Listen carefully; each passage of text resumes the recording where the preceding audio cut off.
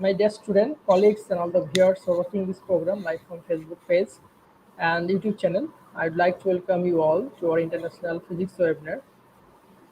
Good afternoon to all, and good evening to all those who are watching this program live from Australia. So, hope you are well and safe from Corona pandemic. So, as you know that we are staying in a Corona pandemic situation, so we have to follow our health rule.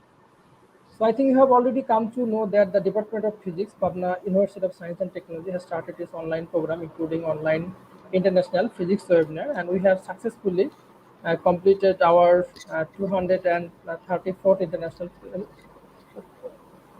physics webinar. Today it's our 235th international physics webinar, and today we'd like to welcome you all to a joint session between our Department of Physics, Pabna University of Science and Technology, and Department of Physics and Astronomy, Macquarie University, Sydney, Australia.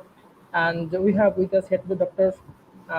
Judith Dawes, Madam, Professor, Department of Physics and Astronomy, Macquarie University, Sydney, Australia. And she has already connected with us, so I'd like to welcome our speaker. So, Madam, good afternoon and good evening to your part, and thanks for accepting our invitation, Madam, and thanks for joining with us through online. And it's our honor and privilege, Madam, to host you in our International Physics webinar. So before going to you, I'd like to introduce you with our student and viewers.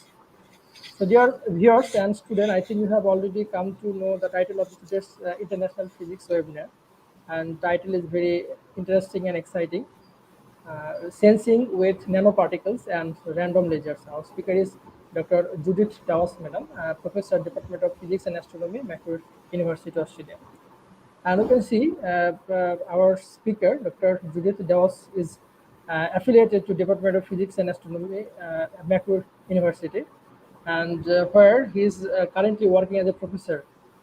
And she has numerous publications within the especially and published in reputed national and international peer-reviewed journal. And she is actively associated with different national and international societies and academics. And she gained recognition among the honorable subject experts with the contribution made. And she is being appreciated by the several reputed awards and funding support. And you can see she has completed his bachelor degree and PhD degree from University of Sydney, and then he joined as a researcher and postdoctoral fellow at the University of Rochester and the University of Toronto, and then she joined as a teacher at Macquarie University, and currently she is working as a professor there. And her research interests are in generation of ultra short laser pulse in the mid-infrared spectral region. So I think you will enjoy this session. Thanks for your questions. So, Madam, it's your time. I, you can start your session. And thanks again. Thank you very much for that introduction, and thank you for inviting me to speak to you today. So I'd like to give a talk about nanoparticles and random lasers and how we can do various kinds of sensing. So we're going to use these particles in various ways to sense properties of the system. So first I'd like to introduce, I'm the director of MQ Photonics Research Centre, which is a Macquarie University research centre. And we are 50 staff and students in the departments of physics, engineering and chemistry, and we do amazing things with light. So we aim to do applied research, and we want to work with external partners, industry or external collaborators to apply light to solve problems that might have an important impact in society. So that's our goal. We're quite a diverse group and we work in various areas of optics and lasers and photonics. And now I'd just like to give you, this is a sort of an overview slide that gives you some idea of what I'm going to talk about. So I'm going to start the talk by explaining why nanoparticles are special and why interacting nanoparticles with light makes sense. And then I'm going to talk about a couple of different applications of nanoparticles such as using ruby nanoparticles for imaging or using nanoparticles in random lasers, and then how we use random lasers for sensing, and finally talk about making arrays of nanoparticles for strain sensing, which is a very different application. So first, to talk about what the nanoparticle properties are. The reason that nanoparticles are interesting is that they really do have very different properties than bulk material. If I give you a very large piece of ruby, or if I give you ruby nanoparticles, they behave differently, and yet they're the same chemical composition and they're the same crystal structure. But what's different is the surface area. If all of the surface area of this bulk piece is added up, you get about 6 meters squared if you've got a cubic meter of material. If, on the other hand, you've got a cubic meter of material broken up into 25 centimeter blocks, you've got 24 meters squared. And as you break these blocks into nanometer size blocks, you have a much, much greater surface area. So the increase in surface area really changes the properties of the nanoparticles dramatically. And so it means that basically almost every atom in the particle is close to a surface. And it means that almost every atom can be influenced by the environment of the nanoparticle, for example. Or it might mean that there's a great deal more surface area that can do some catalysis, some catalytic chemical reactions.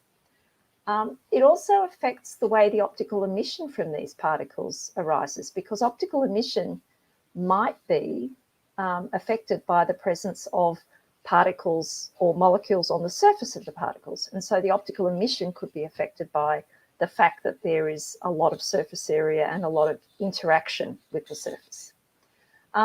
It also changes the actual physical properties. Things like hardness can actually be affected by the nanoparticles.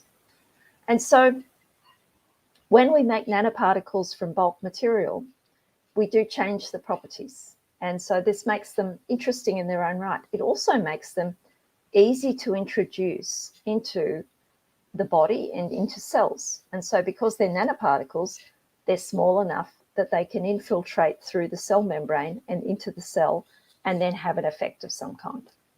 So there's a lot of reasons why nanoparticles are interesting, and they are quite different than bulk particles. Now, when you start interacting nanoparticles with light, you get different effects. Now, this is a photograph of the Sydney Harbour Bridge. And usually you see the nice photographs of the Sydney Harbour Bridge with the blue waves and the blue sky. And this is in a dust storm. And the dust storm was so severe. This was during a really severe drought in Australia. And the dust storm was so severe that the Sydney Harbour Bridge almost disappeared. And for that to happen on the coast in Sydney is really quite scary. But what you're seeing here is the amount of light that's scattered by the dust particles in the air. And you're seeing it's very red. Why is it red? It's red because the longer wavelengths of light scatter less than the shorter wavelengths of light. So the red light penetrates and the blue light is scattered away and is removed. This is why sunsets are red too. But you don't tend to see this kind of effect in the middle of the day. Here's another image, which is some semiconductor nanoparticles or quantum dots. And you can see that they're all being excited by UV light, but they're all emitting different colors. And depending on, by tailoring the size of the particles, tailoring the exact chemical composition of the particles, you can make them absorb and emit light at different wavelengths. And the color depends on the size, but also on the chemical composition. If you make nanoparticles from metals, you get a whole lot of other effects due to plasmonics. And this is a very famous cup. It's the Lycurgus cup in the British Museum. And you can see that when you look at the cup in reflection, so the light shining from the outside, the glass looks green. But when you shine the light through the glass looks red. And so in transmission, it's red, but in reflection, it's green. Very intriguing behavior. And again, it's a particle effect, and it's metal particles. They're gold nanoparticles in the ancient glass. So this is actually a very old artifact, but it has this really clever effect of plasmonics. And here is a similar range of particles. These are now up conversion rare earth doped nanoparticles. So these are crystals, they're not semiconductors, and they're doped with ytterbium, thulium, and erbium. So mixtures of ytterbium, thulium, and erbium, or just ytterbium and erbium. And you can see you can get a beautiful range of colours. Each of these particles is a slightly different chemical composition and a slightly different size. They also have different wavelength lifetimes, emission lifetimes as well. So in addition to being different spectra, they have different emission lifetimes. So you can distinguish them based on the lifetime of the light being emitted, as well as based on the colour of the light being emitted. So very intriguing particles. And what they allow you to do is to connect, to couple these particles or label these particles onto different cells or different molecules, and then to determine the presence or the behaviour of those cells. So they're very intriguing behaviours. To give you a little bit more detail about what's going on in an upconversion rare earth doped nanoparticle, these are small crystals and they contain both ytterbium and erbium. So there's ytterbium and erbium. They have an energy level pattern. This is the ytterbium one. It's very simple. There's just one resonance. So ytterbium absorbs light and it emits light. The erbium, on the other hand, has a complicated energy level pattern, and the erbium is almost resonant with the ytterbium. So the light jumps from the ytterbiums to the erbiums. So there's an excitation or energy transfer process. It's almost resonant. And so the excitation can be transferred from the ytterbium to the erbium. It can then jump up and it can absorb another one. And so then you can get excitation of quite high energy states of the erbium, which can then emit. So you excited the ytterbium with infrared light, and then you put 2 photons of infrared light back into the erbium through this sequential energy transfer process. And then they can emit green or red, depending on which energy level they end up in. And so you can see a green emission peak and a red emission peak for different size particles showing up here. So as the particle size is larger, the green is favoured, but at small particle sizes, the red is favoured. Again, this is an effect of the surface chemistry interacting with the actual emitters. These particles can be made chemically in a sort of wet chemistry process. It's heating in a solvent with under argon atmosphere and long time heating and stirring, and they react. And you can make, actually, if you know what you're doing, you can make really nice, very uniform sets of particles with almost all the same size and crystal structure and characteristics, compositions. So if you know what you're doing, you can make lots of these nanoparticles, all the same, and then you can make the slightly different recipe and make a slightly different size, slightly different emission lifetime, slightly different color. So very versatile arrangement, and allows you to do a lot of multiplexing of the laser, of the labels to the cells. Now I'm going to go on to another example of multiplexing, and this is using ruby. So why would you use ruby? Ruby is chemically stable, has a broad pump absorption and long emission lifetime. It doesn't absorb in the infrared, it absorbs in the blue-green. And it can be made fairly easily and cheaply. And this is a transition electron microscope image of ruby nanoparticles. They're they're not as nice and uniform as the other ones, but they're actually fairly cheap and easy to make. This is the absorption and emission spectrum. So you can see the absorption. Typically, we're exciting the ruby at 532 nanometers, which is a frequency doubled neodymium YAG laser line, but you can excite them just with a blue-green LED type source as well. And different colours of ruby are labelled pink rose, rose, or dark rose. These are just the colours of the ruby that are actually sold. And what we do to make the ruby nanocrystals is we take this lovely big piece of ruby that somebody has synthesized in a lab, and we put it into a hydraulic rock press and we squash it. And this seems really awful, but it actually gives you a lot of ruby particles. And then you get these ruby particles and you grind them up and you crush them and ball mill them, which is like putting them in a thing that just sort of rotates in a drum and just shakes them with zirconia particles, and they just end up ground to a powder. And then you centrifuge that a few times and wash it and centrifuge it again and wash it and centrifuge it again. And you end up with a sample of ruby nanoparticles. So then they look a bit like this. So they're all, after they've been centrifuged a few times, they're all reasonably uniform in size, but they don't necessarily chemically bind to anything. And if you can put a silica coating on them, this is SiO2 coating on the nanoruby, it actually allows you to then bind chemicals to the particles themselves. And that's really very useful because it allows them to be a lot more versatile. So this silica coating is a fairly simple chemical reaction that you just do to the ruby particles.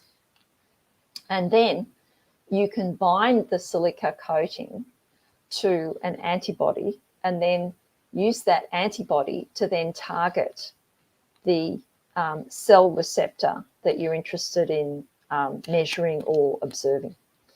And so you can see here these little ruby particles have been taken up by the surface of the cell, and then they're shining, they're lit up, and they're really illuminating the properties of the cell very clearly, and they're telling you exactly where in the cell that particular antibody or receptor is. The other thing that we've done is to take different kinds of ruby, which are different colors basically, and they're all red, they're all dark red. But if you put different amounts of chromium into the ruby when you make it, you actually change the lifetime of the ruby. And so the emission lifetime gets longer if there's only a small amount of chromium, and if you put a lot of chromium in, the emission lifetime is shorter. And you can actually distinguish those emission lifetimes in your imaging system. And that's what we do here. We have the three different colored rubies attached to different biomarkers, which for your purposes don't matter, and I don't know what they are either, but they're biomarkers that are interesting to biologists. And they attach to these particular biomarkers to the ruby particles, and then they'll bind differently on the cells. And so you can distinguish the cells based on which biomarkers, based on the emission lifetime. And so this is a way of detecting different characteristic cells using ruby nanoparticles that are introduced into the cells, and then they have a different lifetime. So that's one application of nanoparticles for sensing. And now I want to talk a little bit about a collective effect. What I've talked about so far, each particle does its own emitting. And if there's lots of particles, then the emission is bright. But if there aren't very many particles, then the emission is pretty faint. And you need to be able to distinguish sometimes against a large background. And that's hard. And so it would be really good if we could amplify that effect. And that's what I want to talk about now.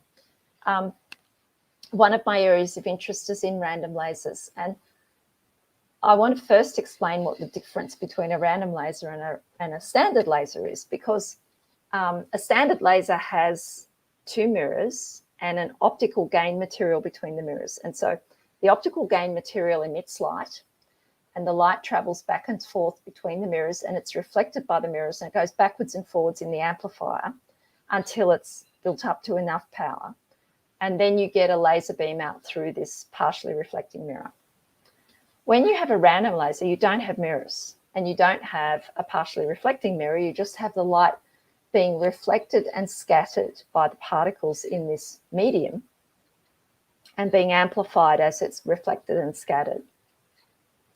And it sort of takes a long path through the medium, and then it's emitted. Sorry, that was a mistake. I didn't mean to click that. And then it's emitted. And so the light actually is held in the medium until it amplifies enough, and then it's emitted. And so it still reaches a threshold. And you can see here that if we draw a diagram of the output intensity versus the pump intensity, we get a characteristic increase in the slope when we get to the point where we call threshold. And threshold is a phenomenon in a standard laser as well as in a random laser. And so this threshold effect is quite noticeable. And what it says is you've reached the point where the gain is greater than or is equal to the loss, and you've reached that point at threshold. And so you're compensating for all the losses in the system with enough gain. And if you go above that, then you got more gain. So that's the idea. You can make random lasers out of all sorts of things, including ruby nanoparticles, or this is a piece of cloth. It's actually cellulose fibers as a film. You can make random lasers out of a solution of dye with particles in methanol or water or something. And you can see these are quite milky solutions. So there's a lot of scatterers in there. And those scatterers are actually the reason that the light is reflected backwards and forwards. You can make a laser out of milk if you add a dye to it. I did that. So you can make a laser out of all sorts of things. And I just wanted to explain first, what does it mean to be at threshold? And I was really intrigued about what does threshold mean in a random laser. And so we wanted to see whether the coherence behaves in the same way that it would in a standard laser, and it does. Because I can measure coherence by bringing the excitation light into a sample, which is just a solution with particles and dye. And then I collect the light coming from the solution. And then I image that light onto a double slit, Young's double slit experiment. That's all this is. And then I collect the light from the double slit and I image it onto a CCD camera.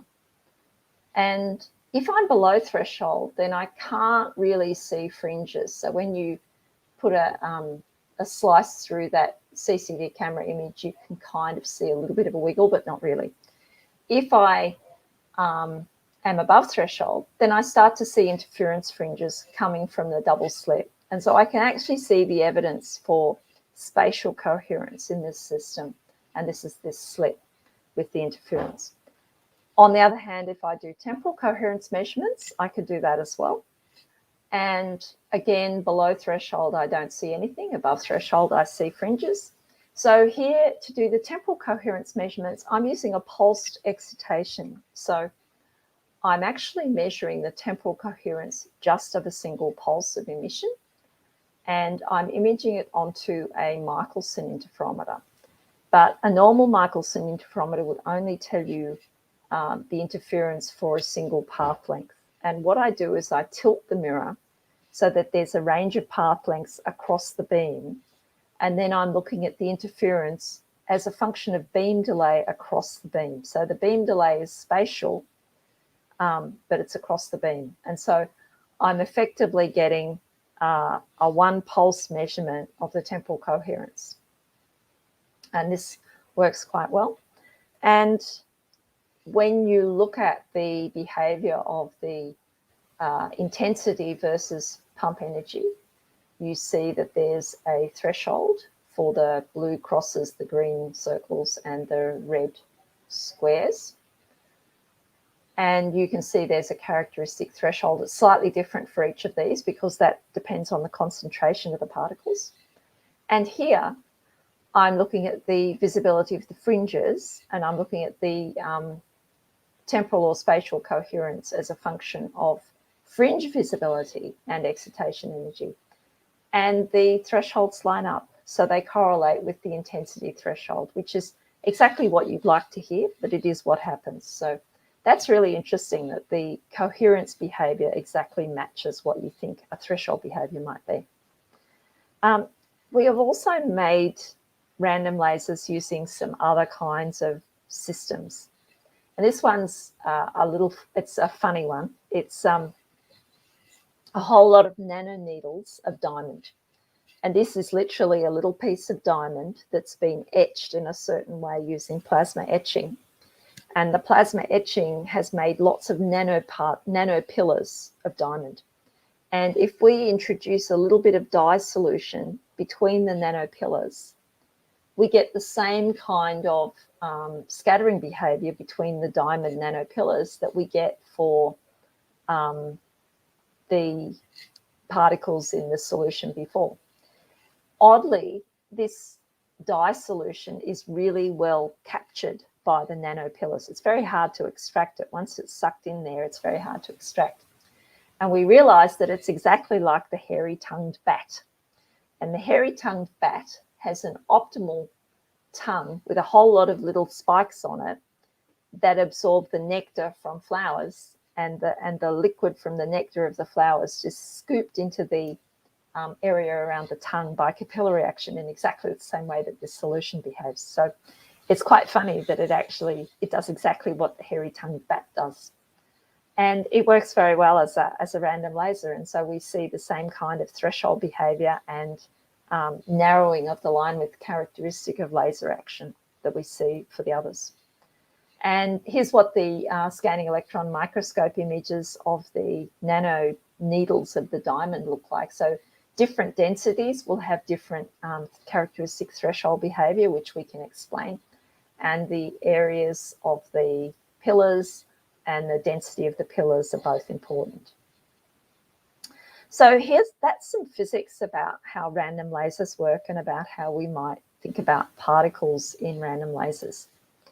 And now I want to show you how we can use them for sensing. So I'm interested in sensing all sorts of molecules in solution. So sensing is a very widely used process, and it's very commonly applied to detect poisons, to detect low concentrations of biomarkers in the body, different kinds of things, medical diagnostics. And so one way of doing it is to attach antigens to particular substrates and then to detect the presence of an antibody binding to the antigen, and then to attach things and then detect the color change, or to detect some kind of electrochemical process. So these are both typical processes for detecting sensitively specific chemicals in a system. So I'm going to introduce you to another one now. So first of all, I wanted to show you a little bit about what metallic nanoparticles do in a solution when you shine light on them. And so I've got, say, a gold sphere, and when you excite that with light, you can get quite strong absorption. And the electrical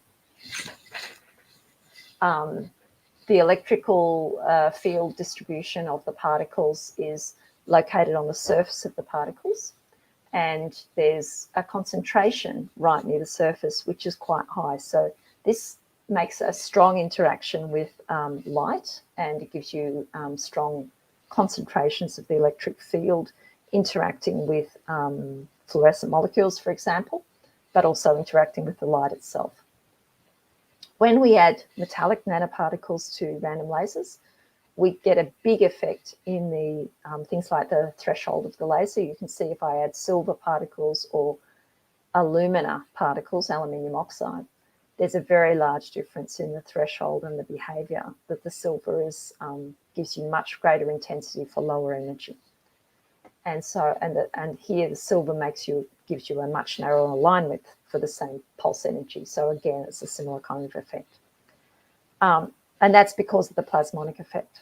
So this localized plasmonic effect is very powerful, and it's the reason that the Lycurgus cup is so intriguing at the beginning. So if I then mix these metallic nanoparticles, either silver or gold, with a dye, I can actually enhance the effect of the dye. But I get other effects going on. So I get energy transfer between the metallic particle and the dye molecules. That can be quenched under certain circumstances, depending on concentration. So it can actually go down as well as up. But it's a very interesting effect. Then I'm now going to talk to you about a molecule called dopamine. Dopamine is this molecule here. And it's a very important molecule for people who are suffering from Parkinson's disease. It's a neurotransmitter that's present in the brain. And the concentration of dopamine is quite critical for your well-being and for your brain function.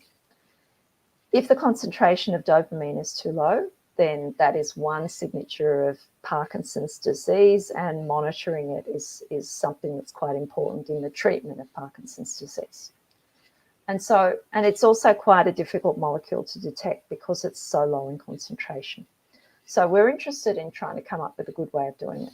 And this was already known that when you mix gold nanoparticles with dopamine, you get a color change depending on the concentration of dopamine. So this is the picture of the solutions at different concentrations of dopamine. You can see it goes from colorless or blue all the way to quite dark red.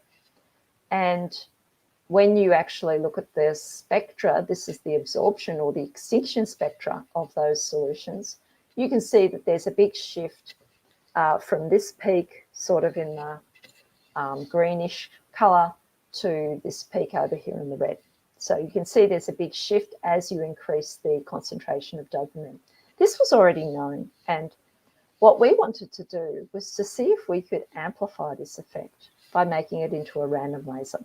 So these are not lasers, this is just a passive colorimetry measurement. So what's happening when you combine the dopamine with the gold is that when it's red, you've got the gold particles just binding with a few dopamines. But when you increase the amount of dopamine, the gold particles start to stick together and they aggregate. And this aggregation effect changes the effective size of the gold nanoparticles, which then changes their optical properties because they have a different size. They have a different effective size. And so their optical properties change. Now, this is a scanning, a TEM of the gold nanoparticles with no dopamine and then with increasing dopamine going to the right. And you can see that if I add lots of dopamine, the gold nanoparticles aggregate, and so they make bigger particles, which then have these slightly different optical characteristics, which then change their behavior in the laser. And so that's what we actually measure. We measure laser behavior, which is a collective effect of lots of particles, and it allows us to amplify the effect because the laser is actually an amplification process. So what we see is as we measure the emission intensity versus the pump energy for different concentrations of dopamine, we get different thresholds. So that's one way of thinking about it.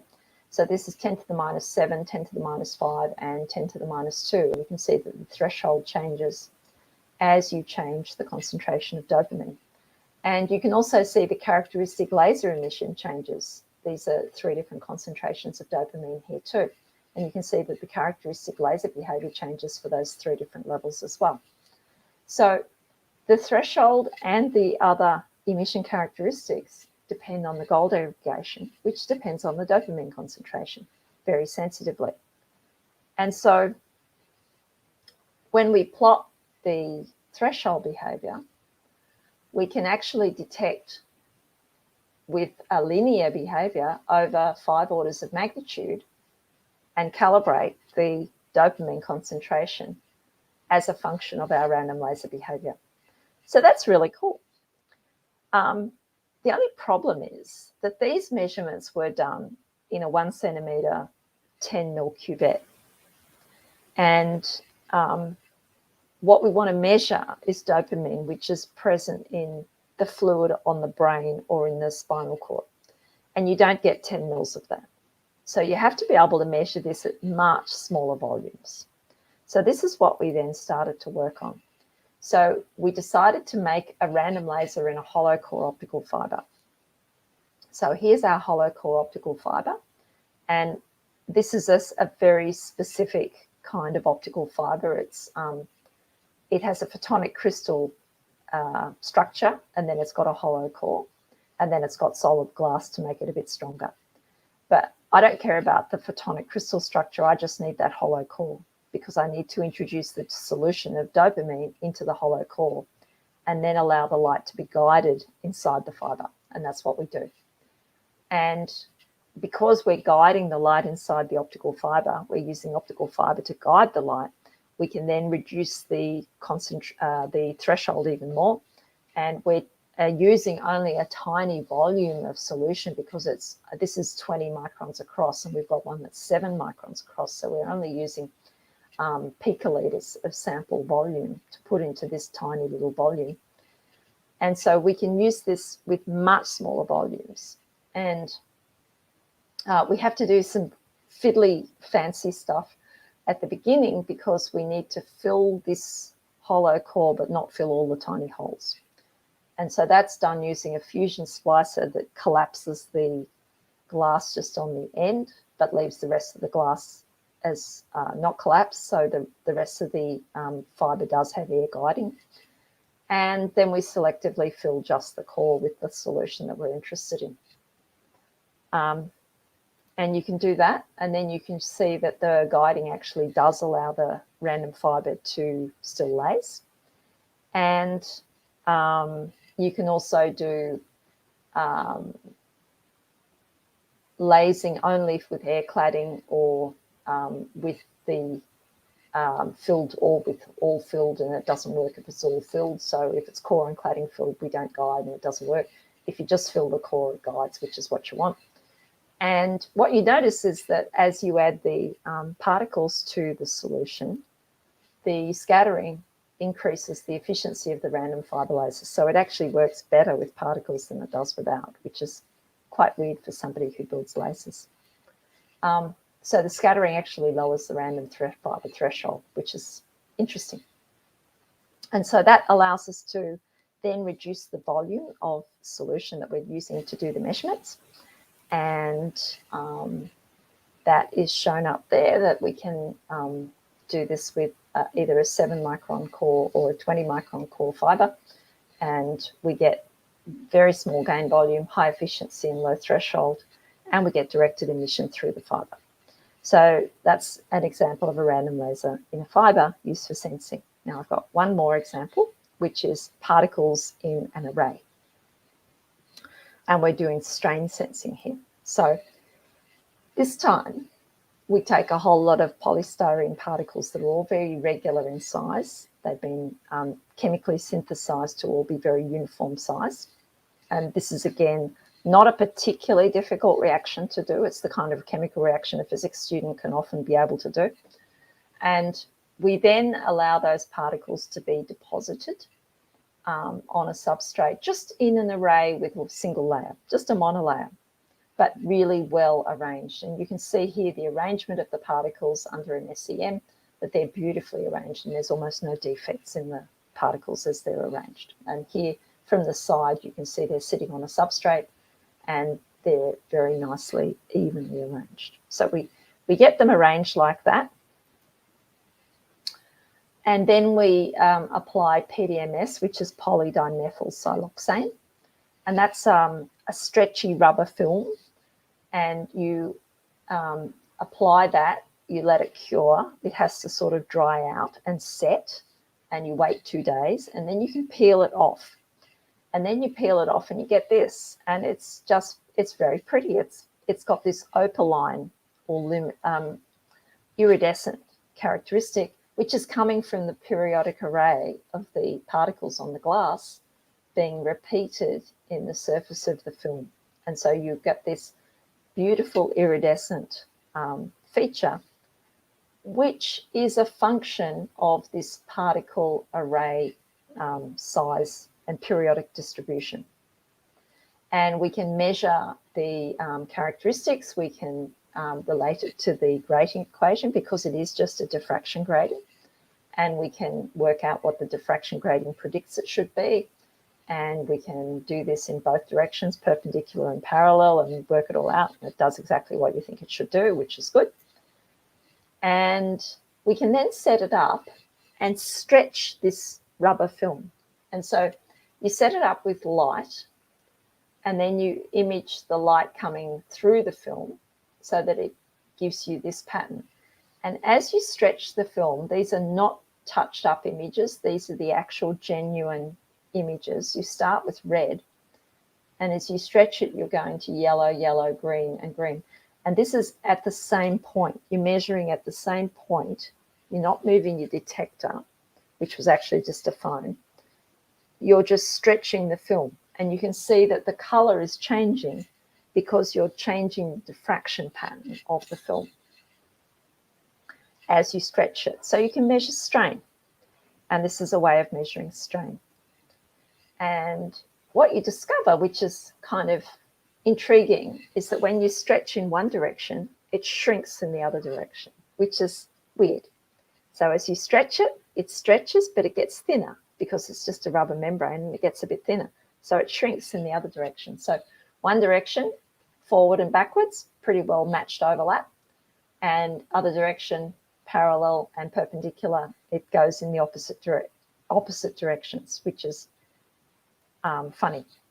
And it does correspond. The Poisson ratio is the ratio of the transverse over the longitudinal strain, and that is shown here.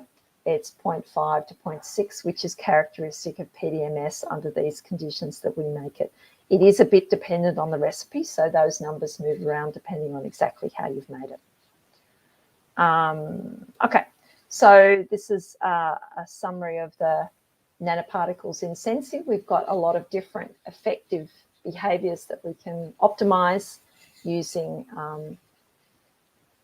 the characteristic behaviours of nanoparticles interacting with light, aggregating or emitting different colours, all being stretched and giving diffraction grating effects. So a whole lot of different things can be done. And nanoparticles have intriguing properties. They're all surface and no bulk. They reflect, scatter, absorb and emit light, and they're effective for imaging cells or tissues. They're effective for measuring different physical properties.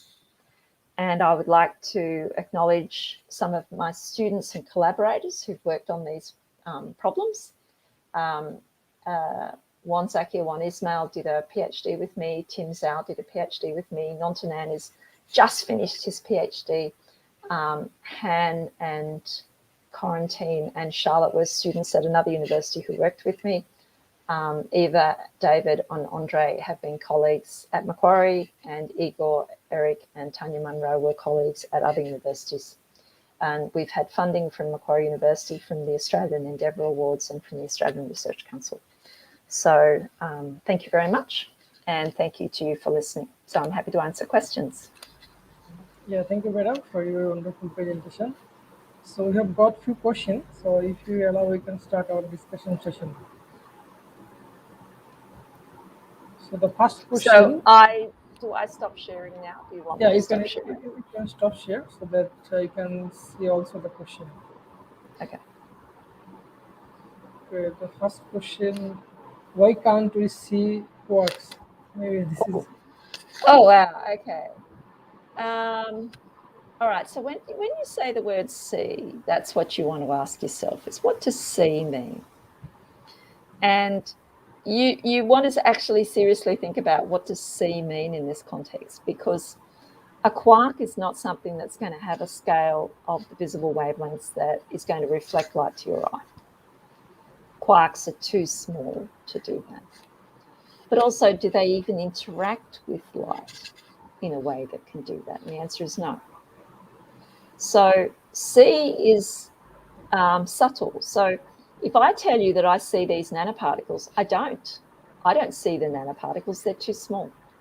What I see is the effect of the nanoparticles, or I use an electron microscope to see them more clearly. So when I say the word see, what I often mean is I can detect or I can sense. and I use some other technology to get between me and the thing I'm trying to detect. And that's what I would argue you need to use with quarks as well. Okay, thank you, madam. We have another question from similar person. So why can't we see subatomic particles? And it said a spectrometer is about the length of a single neutrino in advanced future technology. Is it possible we can create something to be able to see subatomic particles? If so, what are the advantages in learning will we again? So will we gain? I think actually you would be surprised what you can see. Again, the word see is an argue. We have to discuss that word. Again, that's the question. But if you think about what the advanced LIGO instrument has been able to detect, are you familiar with LIGO? Do you think, would they be familiar with LIGO? Yeah, maybe. Okay, so LIGO is basically a Michelson interferometer. It's like the one I described for my coherence measurement.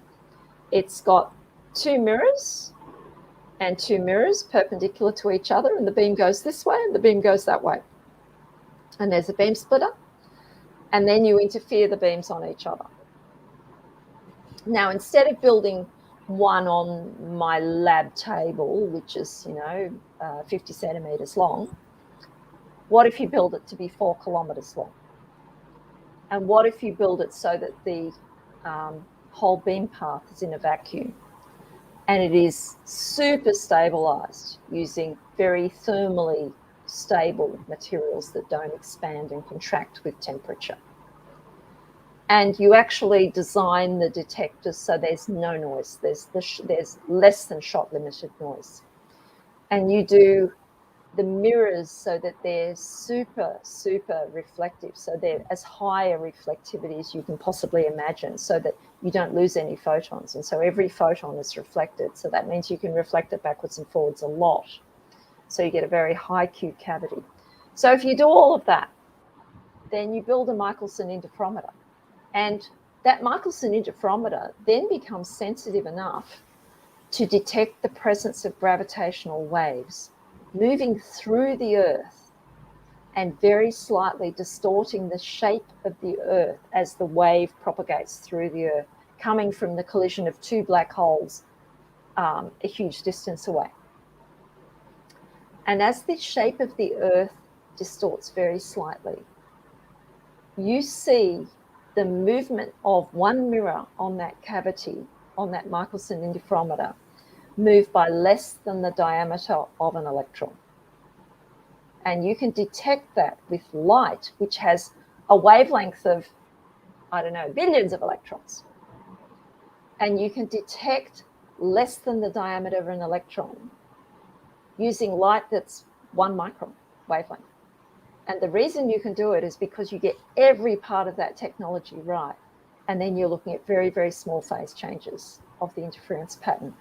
So when you say see, am I seeing 1 diameter of an electron? No. What I'm seeing is the movement of a mirror by 1 diameter of an electron, which I wouldn't have even said you could determine. Like I wouldn't have even said, well, you're using light to detect the movement, but how would you even know the light is actually moving or the mirror is actually moving? But because that system was so carefully calibrated and because it was then compared with an equivalent system in another place in the United States, and because they then were correlated, there was so much overwhelming evidence that that was a real measurement and that really was a gravitational wave, and those guys got the Nobel Prize. So, yeah. So the word see is really interesting here. Yes. Okay, thank you. We have another question. So, if there is quantum computers, is there a quantum microscope? If so, Yeah. what can it see? Again, see, and what can it be used, Yeah. and what can we discover by using it? Actually, there are quantum computers, and quantum metrology is a really important thing. So what is it doing? It's measuring things. Metrology is measuring things. Microscopes are imaging things, which is like measuring things. Not quite the same, but similar. And quantum metrology is a very vigorous area of research. And in that field, what you're doing is you're using quantum effects to improve the accuracy of your measurements. So some of you may know that the GPS, the global positioning system that can tell you, you can shine light up, not light, but radio waves to a satellite. And there's a number of satellites in different places in the sky. And by a process of triangulation, you in your spot, wherever you are, can figure out the distance to that satellite, and that satellite, and therefore work out where you are on the ground very accurately. But how accurately? Well, can you do it to 1 centimetre? Probably not. Why not?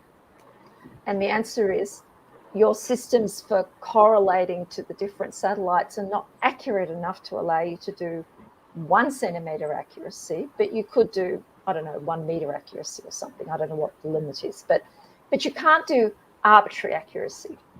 But if you could build quantum corrected systems for doing the metrology, you could do that. You could improve the accuracy to a much greater extent. I don't think it's arbitrary to an infinite extent, but you could improve it dramatically.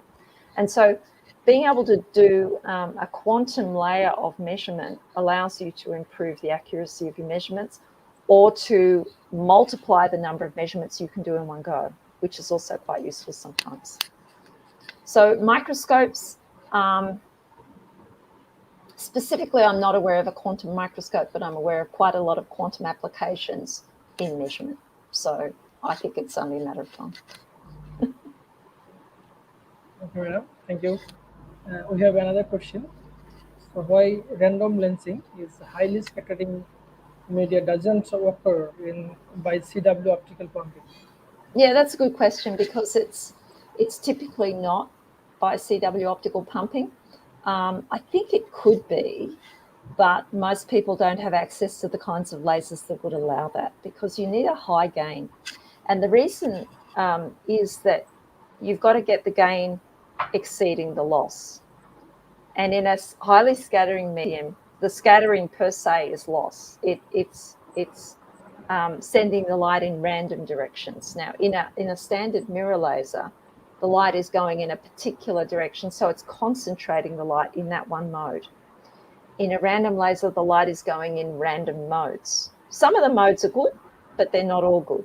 And so you waste a lot of the light in modes that don't end up lasing. So there's a lot of loss in a random laser. So you need to overcome that loss with enough gain.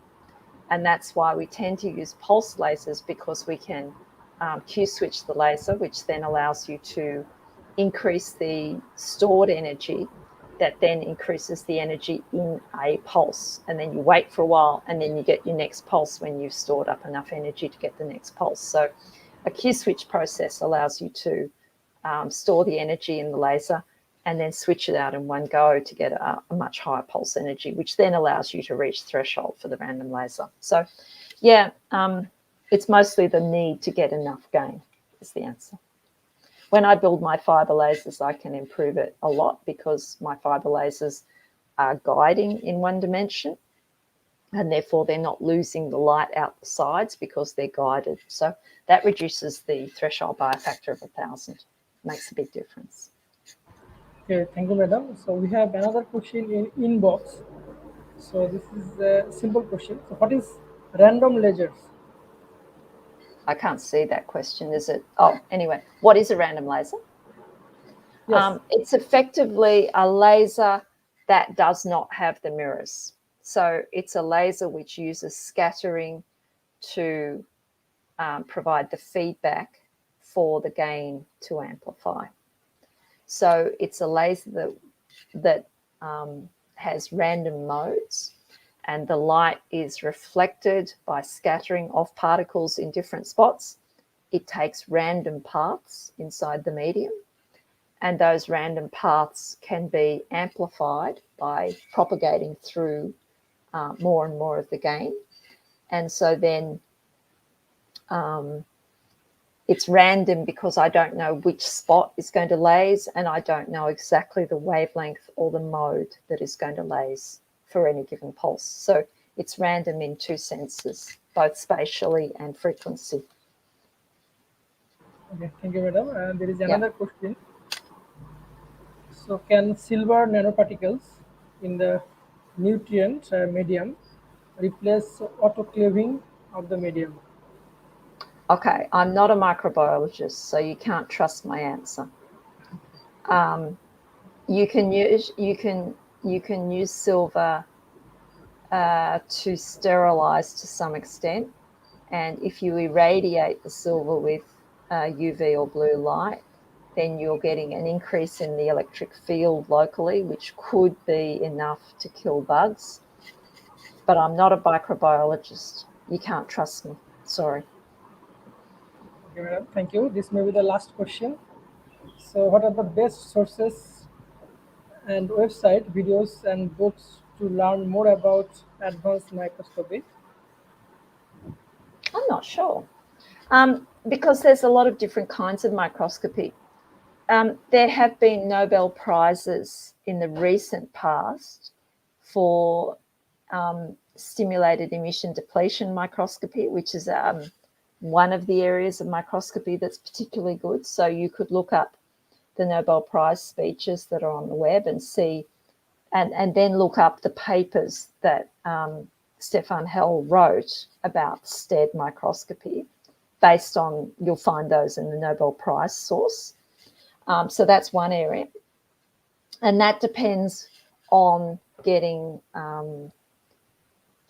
different absorbers that and getting different kinds of optical excitation so that you get a donut beam and then you get a small spot. And you use the donut beam to deplete the emission and then you get the small spot to just excite. And so you get this combination of depletion around and then the small spot to excite. So you get much higher resolution using STED microscopy. And there's several other developments of microscopy since then. So they're using fluorescence emission, but there's also just using confocal microscopy or near field optical scanning microscopy or atomic force microscopy. And all of those use different modalities to detect. And so there's clever things you can do with your sample, or there's clever things you can do with your whole detection system. And both of them are okay. Both of them do things that are effective and useful. So it's partly a matter of what you've got access to or what you think you can build.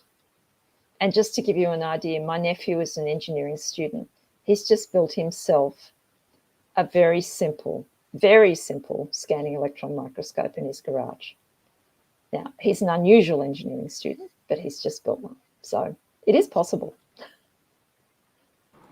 Thank you, madam. So, I've got another question. So, before going to end, we'll take this question. So, what about the relation of slowest units of time like picosecond and femtosecond and observation of particles? Slowest units is a peculiar, I wouldn't use the word slowest units. When I say femtoseconds, I'm talking about ultra-fast lasers. So femtoseconds are ultra-fast. They're not slow at all. They're ultra-fast. So wrong word. But anyway, I would say if you're going to measure phenomena, physics phenomena, at that time scale, using picoseconds and femtoseconds, light is about the only way you can do it. Using ultra-fast lasers, pulse lasers, is the only way that you can measure fast behavior in biological systems, in semiconductor devices, all sorts of things. And that is something I do have prior experience of. And it really is, light is by far the most versatile technique for measuring really fast effects. If you want to observe particles, and you're talking about subatomic particles, you do need to measure the effect of the particle because you won't measure the particle directly. So you need to figure out what is it about the particle that's going to interact with something, cloud chamber, whatever, and then you need to observe that because you can't measure the particle. So you've got to measure the particle's effect on something. And so, again, it comes back to what am I seeing? How am I seeing? that's what it comes back to. Okay, thank you, madam, for your wonderful presentation and nice discussion session.